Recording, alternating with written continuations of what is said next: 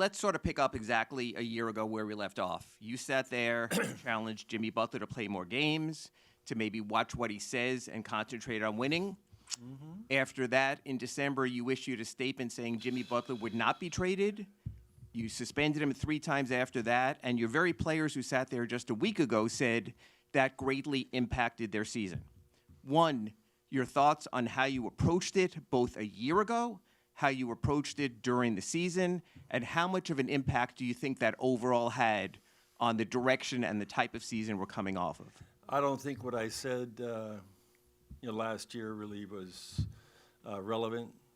I simply said softly no. And I'm a person that in all the teams that I did coach, when you lose, you take your loss and you go home. And you're quiet, But there wasn't trolling back in that day, So there's no doubt that what happened with Jimmy had a tremendous impact on our team. There's no doubt about it. So the buck stops with me. I'll take that hit if you want it. What happened during the regular season, I don't want to really discuss. I remember this about Jimmy. I remember the bubble when he was hanging over the scorer's table, exhausted, and trying to win a title. I remember that. I have that in my office, that picture. I remember the exit meeting that we had when we got swept by the Bucks the next year. He wasn't a very happy guy. I don't even know if he came in. Maybe it was maybe a minute. I said, go home or go wherever you go. And then one of my favorite moments with Jimmy was the rebound he had with 9 seconds to go in the third year against Boston in the 7th game here. And I was sitting with Chris, and I remember we're going to win this game, and we're going to play Golden State. He rebounded it on the left side of the court. He dribbled up left-handed. He crossed over to the right side of the court. He got right to his spot, and he raised on a 3. He could have taken Horford, but he probably wouldn't have got a call at that time of the game. Especially today, how they're refereeing games. And so I remember I stood up as he was dribbling up. I said, this is going to go in, and we're going to go to the finals again. And he just missed a little bit to the left. And the next year, the play-in and the great run we had to the finals out of the play-in. I think it was 6 games at Denver. And he played his ass off, his heart out for us. And, the last year and a half, it wasn't the same. He got hurt against Philadelphia. We didn't have him. When we got 4 out of 5 against Boston. And then there was this year. So, no, I'm not going to apologize for saying no on a contract extension when we didn't have to. And I don't think I should. And I will always say that to the players. If I was coaching, keep your mouth shut. I'll see you next training camp. And you get it back, on the court. But it's different today with players.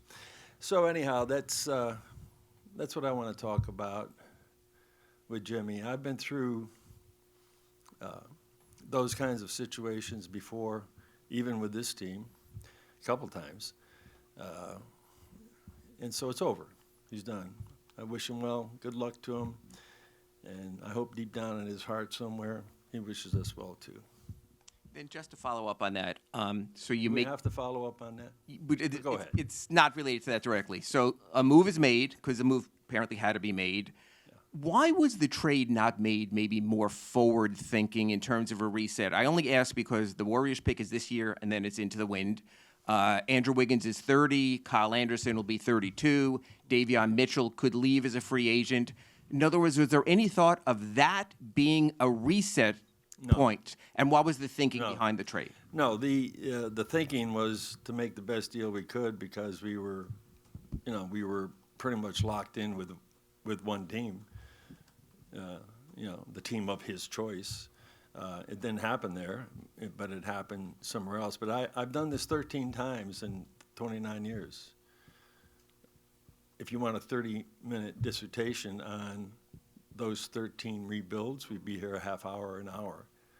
So going back to Zoe's acquisition right through Jimmy Butler, there's always been contender, maybe a championship, maybe adding the player you needed, like Shaquille, and Enzo, then the big three, and then it was Shane.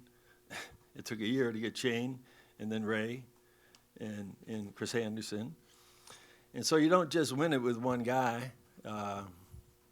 And so we took the deal that we felt was best for us now and also in the future. We have a lot of young players.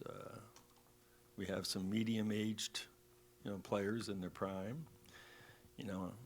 Our draft picks are in better order than what they were, and so we have a lot of flexibility, and that's where the blueprint's going to come from this summer. I've already met with Eric and talked to Andy and talked to Adam about things, and so now it's on to the off season. You don't have a follow-up again, do you? I do, but I don't want to Christ, I'll come there it back. is. You're welcome, Eric. You guys obviously have high standards. What's that? You have high standards for obviously what you guys do. Yeah. What happened in that first round series? Do you feel like that is reflective of No, kind of where this not at all. is? And do you think major changes are needed No. to get back to where? Well, I think we do have to make changes. There's no doubt. There has to be some change. And so until you change the way you go about doing the things that you do to win, if you don't win, you have to go about making changes to make sure that you can win. I don't know if that makes sense to you or not, but change is the highest form of sanity. It's in the present moment right now. We know what we have to do. We know what we just experienced. We were not that team in games 3 and 4. We were not that team. The score said differently. I saw a team that 25 times had double-digit leads, that had our crowd, one of the best crowds in the league, up in the air, with 20, 25-point leads. And, why we had 18-point leads in the fourth quarter, or double-digit leads 18 times in the fourth quarter, and we lost 14 of them. That's more reflective of who we are, a very, very competitive team, a great group of guys that we need to find an answer to secure the great play. I think Coach talked about it best when he said it's about consistency and sustaining the consistency, creating a different edge defensively. I'm not talking about being a good defensive team. I'm talking about creating an edge defensively, if you know what I'm talking about. We got to have that. We don't play with the edge all the time. And but we're not reflective of that, Anthony. I think those two losses were humbling, and they might have put the final nail in, thinking that we got to tear everything apart and rebuild. We've never done that. 13 times we've always found a way to rebuild the team that was respected, that was a contender. 24 times the playoffs. I'm not trying to pat myself on the back. I'm just giving you the numbers because, 24 times in the playoffs, And I only tried to tank twice, and I was successful at it. Not really successful in the Wade year, but I was successful in 2008. But I never told anybody I was going to try to tank. I always said we're going to win, but we're tanking. Not really, but we were.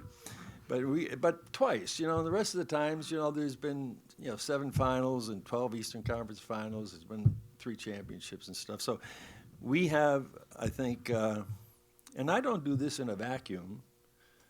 We have a great front office, and we make decisions together. We plan and we plot together. And so I'm going to live on my track record. That's all I can live on. If you want me to give you the 13 times, we'll be here for a long time. But we've done this before. Pat, 2 years ago, this team went to the finals. You're going to ask me. You always ask me the retirement question. No, Dave Hyde's going to do that. Okay, this year. Dave's We on, talked okay. on the way in. Oh, so you guys got together, had a little team meeting? Okay, here we go.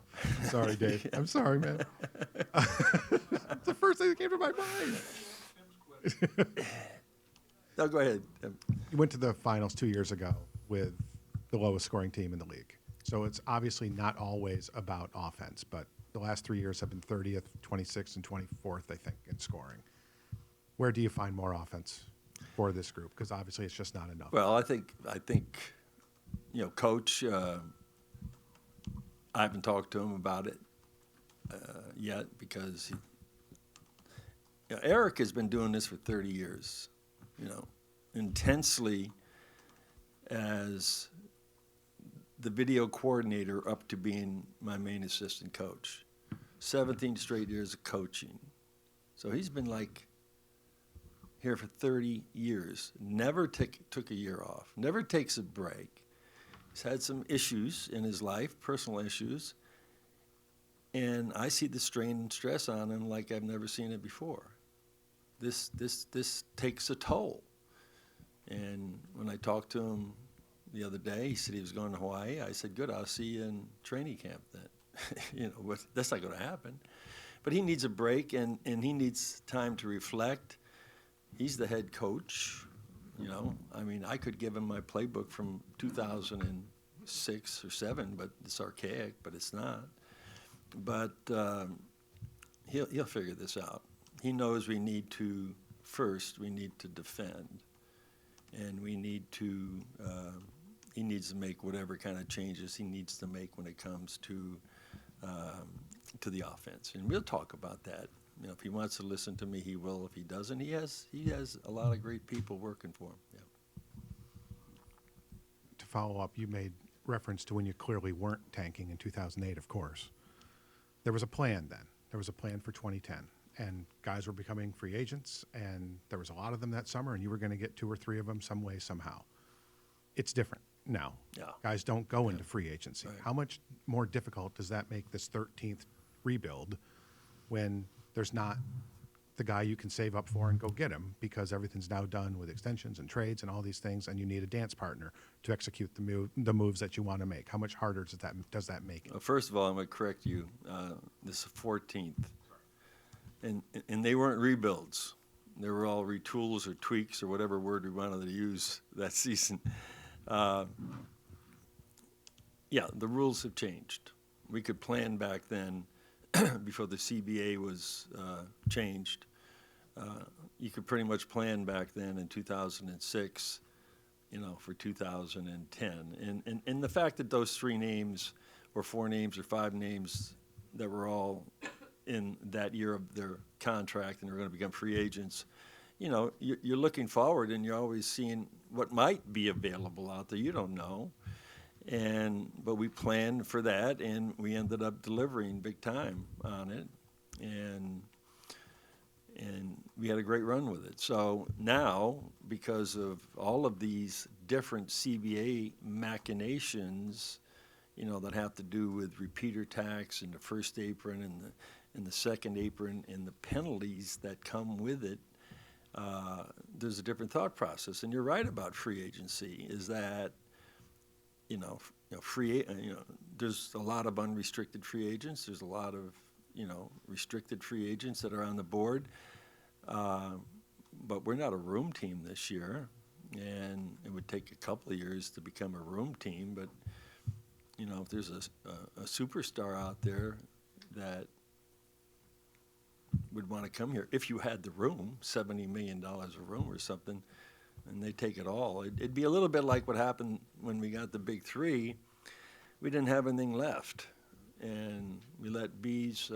We traded Bees to Minnesota, and there's no doubt that that getting Udonis, back, and Mike Miller, those guys, Joel Anthony, and Mario, that's what we had, and so everything else was a minimum contract, and so it's a little bit different in how you plan now for that.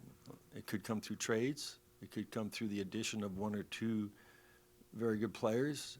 There's always still going to be with us improvement from within, but I don't think we can go there. We probably won't run it back, but it doesn't mean that, players aren't just going to show up. You have to make deals. You have to look at the board. You got to try to do something that's going to benefit with your team and your 2 key guys, if they're your key guys, and I think they are, plus a lot of other players. So I think we're probably in as good a situation as we could have ever been from a draft pick, young player, favorable contract situation in a long time. And especially at a time in the market that's hard to plan, like you're saying, because things will be spontaneous. But we're going to work at trying to really, really find something that that will help this team that might come from without. And if it doesn't, then it might take years. I said, over those 13 years, it doesn't happen in 1 year. You know, I mean, when we drafted Karan at number 10, and then the next year we got Wade, and then we got Udonis, you know, then we got Lamar Odom, we had Eddie Jones, and we had Brian Grant. And, you know, Stan took that team to the second round, and we saw in Dwayne Wade, wow, in 2 years. And we finally said, okay, let's go after somebody else. And I didn't go after Shaquille. I mean, he just popped up. And so we ended up winning the championship, but that wasn't good enough. Then we had to go out and get, you know, Jay Will, and we had to get Antoine. We had to get Pose, and the last one was, you know, playing blackjack with Gary Payton in Vegas. And he said yes. You know, so it's a process, but I'm not going to deal with a long process, and nor is ownership. Yes, Dave. There was no. Oh, he Anyway, just threw you under the it bus? was asked when you're 70, when you're 75, now you're 80, and I mean it's a sports question. Yeah, it is. Yeah. Is passion still there? Obviously, we're listening to you. There's no backing off the challenge ahead. But Do I have any cognitive problems here, you think, or what? I don't know. Only you can judge on that. I just turned 80, and I'm proud of it. And the new 80 is the new 60. So I mean, that's how I look at it. I feel great. You know, I'm competitive as hell. I love being in the bowl. I'm an Irish guy, and so there's a depressive disorder that I have by being just Irish and hating losing, because it makes me miserable. And when you're miserable, you get a little bit depressed. And we all have that in us. All of us have a depressive disorder, and it's when things go bad. But I got a little depressed after those last 2 games. But go ahead. I'm sorry, Dave. No, that was your answer to the question. Do you still have the passion that you? Yeah, absolutely. And Mickey and Nick and I met. They've been very good to me. They said, carry on, Pat. You know, and I'm going to carry on and try to make this thing better. I do like, unlike the narrative out there that has, you know, our team, you know, pretty bad. If you take a look at what's going on in the playoffs right now, and I don't compare anything apples to oranges or anything like that with what's happening to other teams, but it's a weird league. You know, you got 20-point leads and you lose at the buzzer. You know, I mean, it's just things are going on in this league offensively and also defensively that you have to take a real good look at and see how your team, you know, pairs up with that. And so an attitude adjustment every now and then is good. And as I talked about earlier about change, until you change something, then the same thing's going to happen. And so we have to make some changes philosophically and also maybe even personnel-wise. You were born after me. You don't get to speak.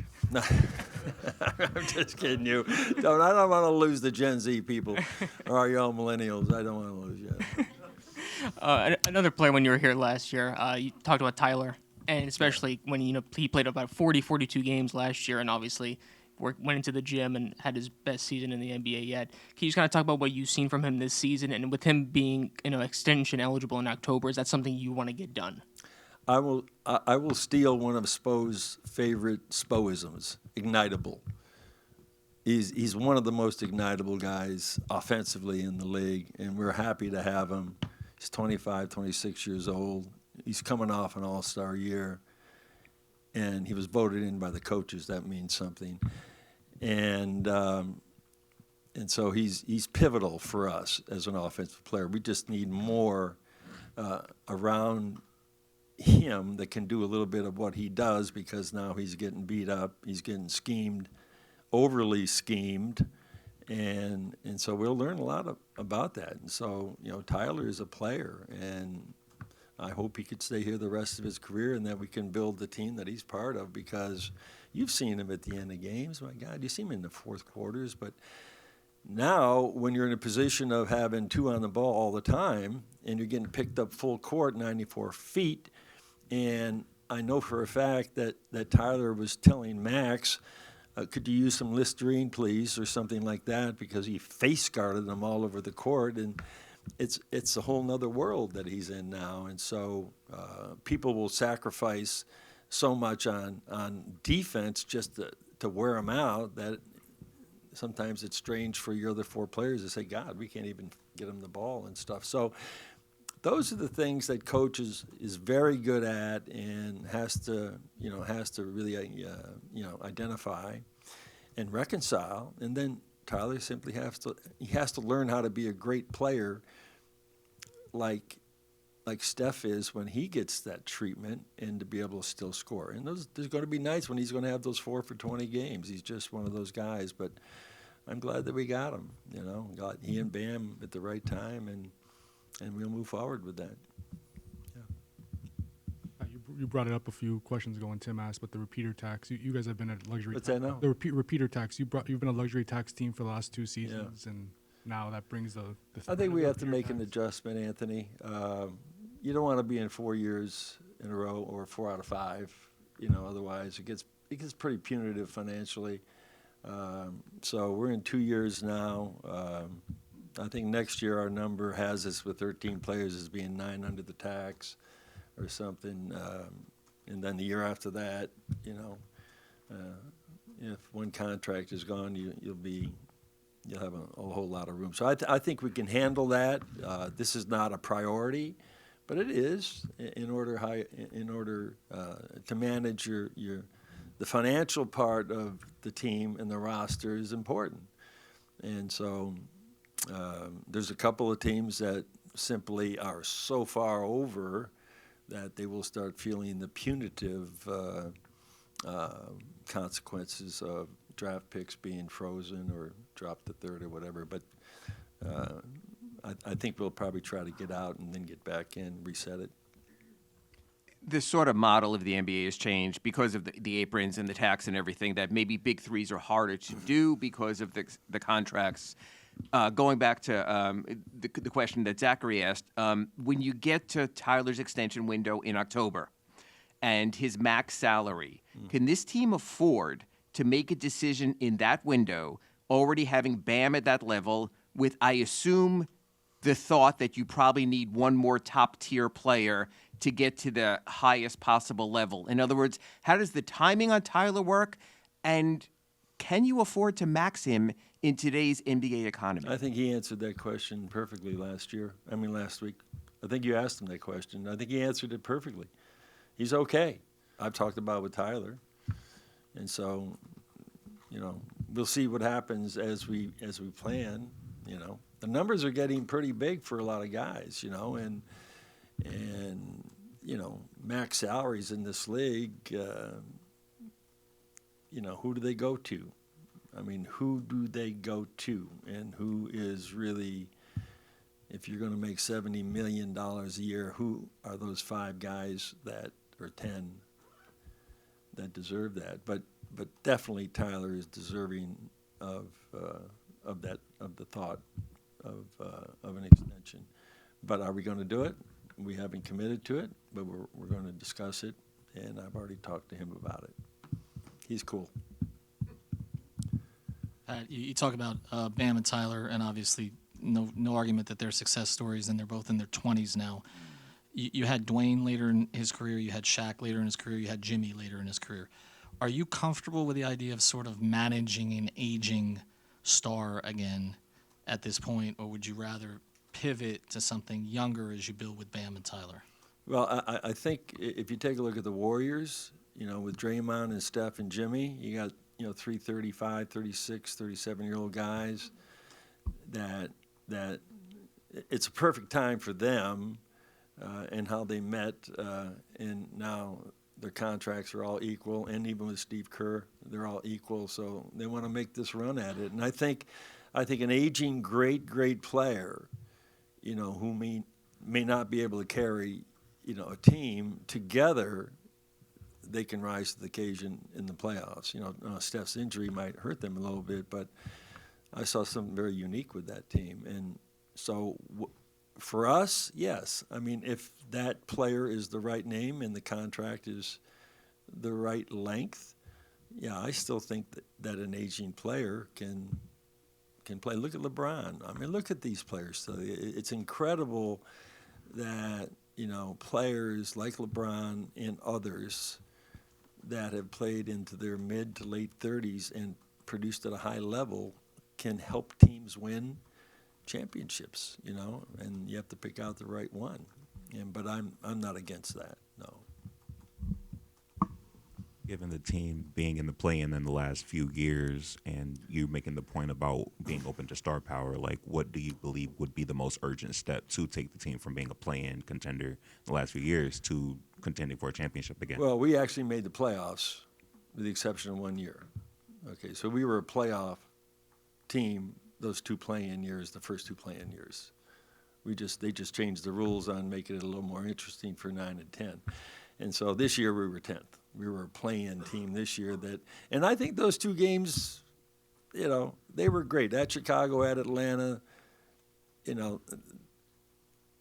give us a halcyon moment, okay?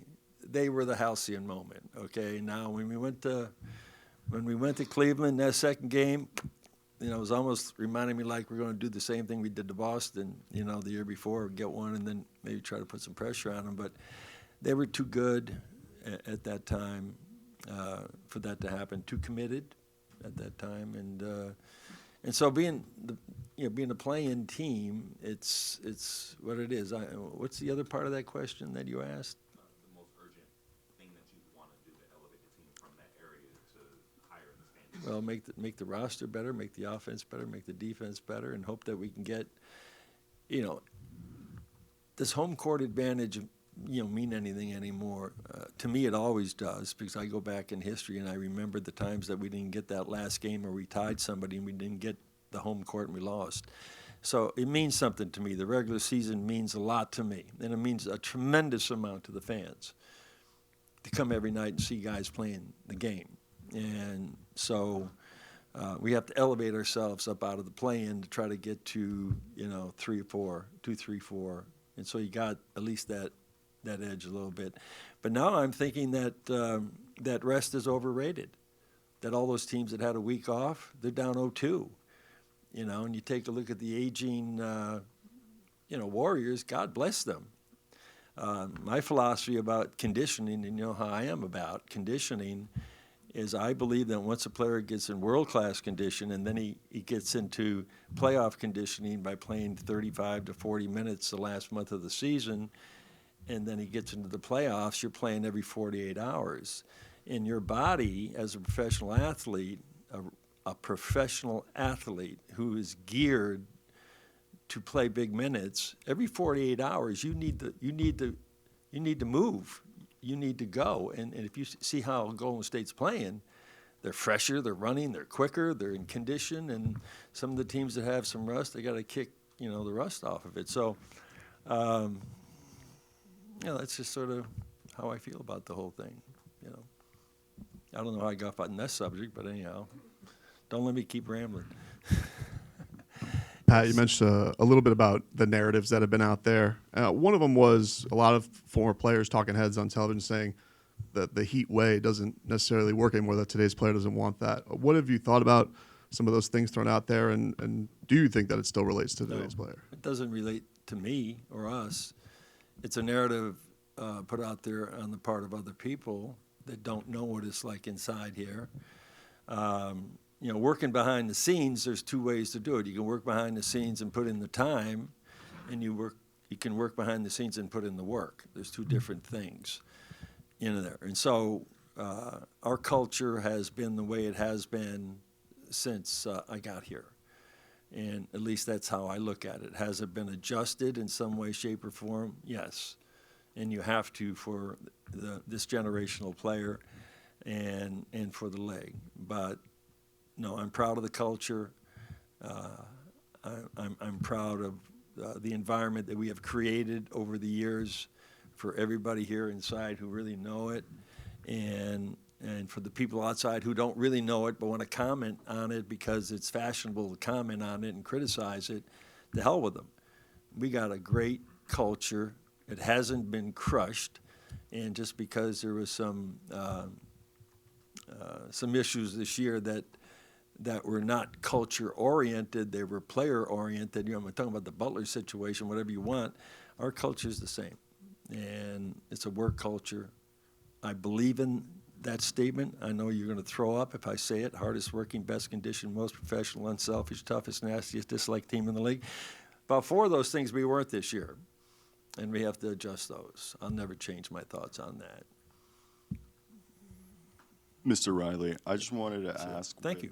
Oh, I didn't think we were on a first name He basis. never even called me Pat. Oh. That goes back, 30 years. So, yeah. I just thought first name basis is something maybe, peers or something. But what I was going to say is with Greg Popovich's health scare this year, how does that make you look at your own mortality? Because you guys are both synonymous with the NBA history and just, being with franchises for so long. And you mentioned this earlier, Eric Spoelstra being stressed and kind of like over the years with personal issues. He's getting older. He comes from John Spoelstra. Older? He's mid-50s. I mean, obviously, but like, getting in the middle of his life. And his father is a former executive, too. So have you thought similar we've seen now with Mitch Johnson and Greg Popovich? Brad Stevens got worn out in Boston. Has there, I guess, what is the succession plan for maybe you, him, and just that in general? Yeah, as far as Spo goes, he's in great shape. He just needs some time to decompress. Really, he just needs time. Every coach in this league after a season, it is a grind. I mean, it really is a grind. I mean, hockey's a grind. Baseball, it's a grind. The guys make a lot of money and they get judged for how much money they make versus the grind that they have to go through. And the NBA is hard. You're playing probably up to 100 games a year, and you're on the road half the year. You're in at 3 a.m. in the morning. It's just a grind. It's not hard. I don't feel sorry for anybody. It's a great life. You get a great life out of it. You get to do what you want to do. But Spo's going to be fine. When you talk about Pop, I've reached out to him. I love him dearly. And I wish him nothing but the best. He'll be a great president. He's beloved not only in San Antonio but throughout the league by players, and that's very unique. And when you talk about mortality, you'll find out 50 years from now. You think about that as you lose family, and you lose siblings, and you lose friends, and you lose things, and you're managing health things. It just happens, so get ready for it. I mean, or eat better right now. It's what you want to do, but yeah, when you think about it, I go out and I have a lot of friends that are around my age that I've walked through this path with in basketball. And we have one rule when we go to dinner: no phones, and we don't talk about health. And we have a great time with just one drink. I mean, back in the day, you could have 4 martinis before you had dinner, and then you'd have 2 bottles of wine. Well, those days are over with, okay? So, but anyhow, I appreciate your question, but I feel great, and I wish nothing but the best for Pop. And Spo is going to be fine. Yeah. Pat, one of the byproducts of Jimmy was everything. Good to see you. One of the byproducts of Jimmy leading was Tyler and Bam taking on kind of that 1A, 1B, 1A, whatever you want to call it, role. Do you sense from what we saw, the body of work post Jimmy, that they can be those kind of alphas, those leaders that could lead a team to a championship, or there needs to be another sort of alpha there with them? Well, when we made the trade to get Andre Iguodala, Solomon Hill, and Jay Crowder, we didn't have to send out an alpha to get them. But those three guys were so responsible for that finals run in the bubble. And so there are some lateral trades you can make that could enhance the team. Who's to say who's an alpha and who's a beta? I don't know. Bam's an alpha guy. He's got an alpha personality. And Tyler has the alpha confidence of the most confidence of somebody I've seen, almost irrational confidence.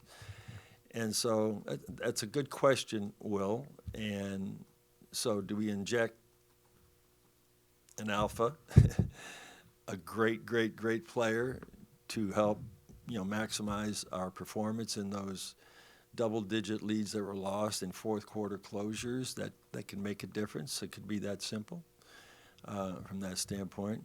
I think one of the things you guys probably missed about Butler and myself is I'm an alpha too, and he's an alpha. And so I think I am anyhow. I'm not boasting that, but when you get two alphas in the same room, sometimes it doesn't work. But to answer your question, that is something that you think about. I think of an alpha as your best player, okay, and your leader, and he's the one that's going to hold everybody accountable in all of those things above just being a great player. And so, that comes with experience and that comes with time with some players. Sometimes an opportunity like that just happened this year, we don't know. Maybe this is the window that, our best players, and even some of the guys that we brought in on the trade, now they see I got some freedom. I don't have to play with Steph and Draymond. I'm not saying that in a negative way. Sometimes you get slotted into a place for 6 or 7 years before you can get free. And then it's the same thing with Jimmy. He's out in Golden State with two major alphas, and they all coincide with one another. So I don't want this to go out there that, what happened with Jimmy, as ugly as it was, that I didn't appreciate him, that I didn't love this guy. It just, those things happen. It wasn't fun. And so when we talk about alphas, I'm talking about players. I'm talking about stars. I'm talking about talent. And if that talent can help and he's humble, then fine. Doesn't make any difference to me. Translates into winning, that's all that counts, Hey, Pat. Chris Kraus. Nice to meet you. Hi, Chris. In your book, you talked about style versus... Is it the winner or is it the other one? The winner book, yeah. Okay. Name me the 10 chapters. Where are we? Where are we in that book? I read it twice. Okay, but where are we chapter title in that book? That would be the first one. No, that's the Innocent Climb. We are at Thunderbolts. That's chapter 4, and then with the news. And then there's a breakthrough.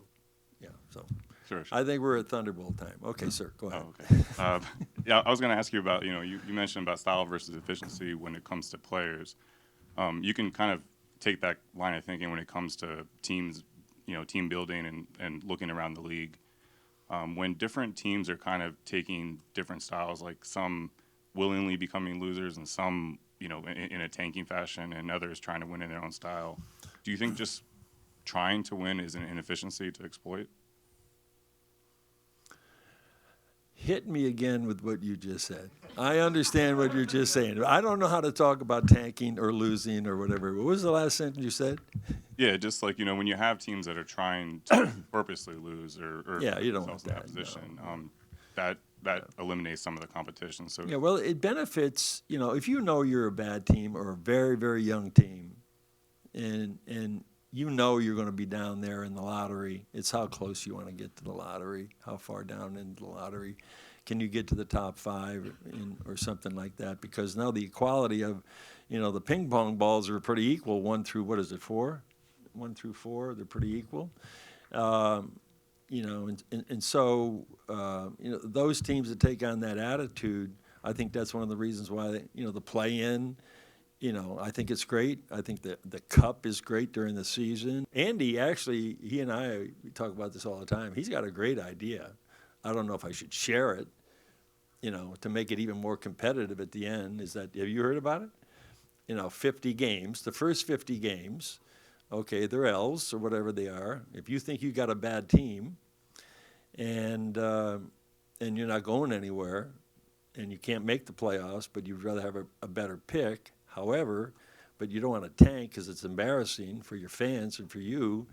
So the first 50 games, you get an L. Okay, in the last 32 games, okay, you get points for winning. And you combine the wins in the last 32 games with the L's in the first 50.